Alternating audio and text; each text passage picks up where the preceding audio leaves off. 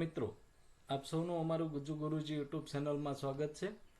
આજના વિડીયોમાં વિદ્યા સહાયક ભરતી 2024 અંતર્ગત વાત કરતા પહેલા આપ સૌને જણાવી દઈએ કે અગાઉ અમારી ચેનલ ઉપર જાતિ પ્રમાણપત્રોની ખરાઈ માટેનું જે ફોર્મ, તેના ડોક્યુમેન્ટ તેમજ પેઢીનામાનું સોગંદનામું અને તેના લગતા ડોક્યુમેન્ટ અને વયપત્રકના ઉતારા અંગેના 3 વિડીયો છે એ પૂરેપૂરી વિસ્તૃત માહિતી સાથે અપલોડ કરવામાં આવ્યા છે।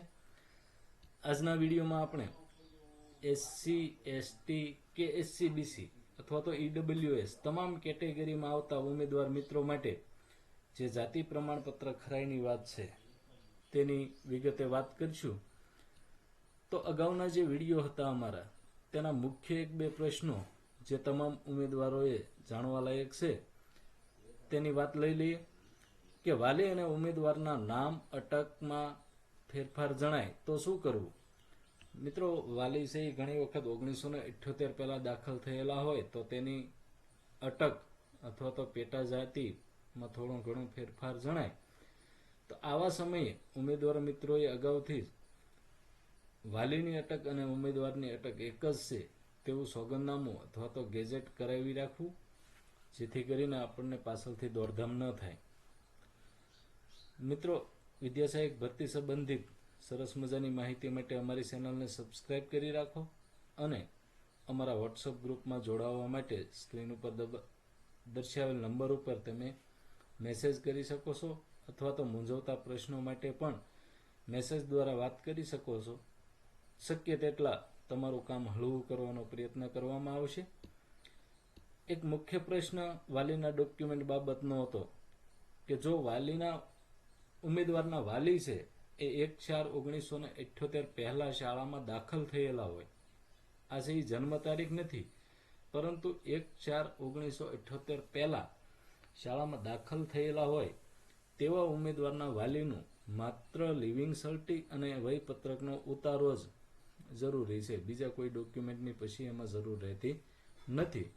પરંતુ જો કોઈ ઉમેદવારના વાલી 1/4/1978 પહેલા શાળામાં દાખલ થયેલા ન હોય તો તેવા ઉમેદવારો છે એ તેમણે કુટુંબના કોઈ પણ વ્યક્તિનું લિવિંગ સર્ટી અને વયપત્રકનો ઉતારો પણ સાથે સાથે એ સભ્ય સાથે તમારે સંબંધ નક્કી થાય એ માટે છે એ પેઢીનામું ફરજિયાત કરાવવાનું રહેશે। મિત્રો, અત્યારની જે જિલ્લા પસંદગી પ્રક્રિયા શરૂ છે તેમાં અમારા દ્વારા તારીખ 28ના રોજ ગાંધીનગર મુકામે રૂબરૂ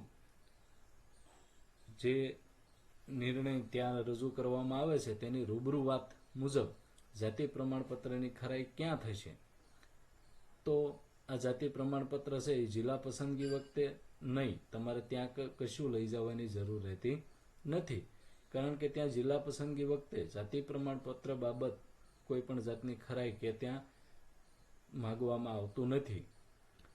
પછી તમે જિલ્લામાં જ્યારે શાળા પસંદગી વખતે જાઓ ત્યારે પણ એવું કહેવામાં આવ્યું હતું કે ત્યાં પણ આ રજૂ કરવાનું થતું નથી। મિત્રો, તમે જ્યારે શાળા પસંદ થઈ ગયા બાદ શાળામાં હાજર થાવ ત્યારે બાદ પછી જે તે જિલ્લામાં આ છે એ જાતિ પ્રમાણપત્રની ખરાઈ અંગેનું જે આખું ફોર્મ છે એ મંગાવવામાં આવશે, આવું ગાંધીનગરથી અધિકારીઓ દ્વારા જણાવવામાં આવેલું હતું। એટલે મિત્રો, આપણે છે જાતિ પ્રમાણપત્રનું જે ફોર્મ છે એ સંપૂર્ણ માહિતી સાથે ડોક્યુમેન્ટ સાથે ભરીને આપણી સાથે રાખવું જરૂરી છે, પરંતુ અત્યારે છે એ આ ફોર્મ ક્યાંય પણ જમા કરાવવાનું થતું નથી। તો આવા ભરતી સંબંધી સરસ મજાના વિડીયો જોવા અને માહિતી જાણવા માટે અમારી ચેનલને સબસ્ક્રાઇબ કરી રાખો। ખૂબ ખૂબ આભાર।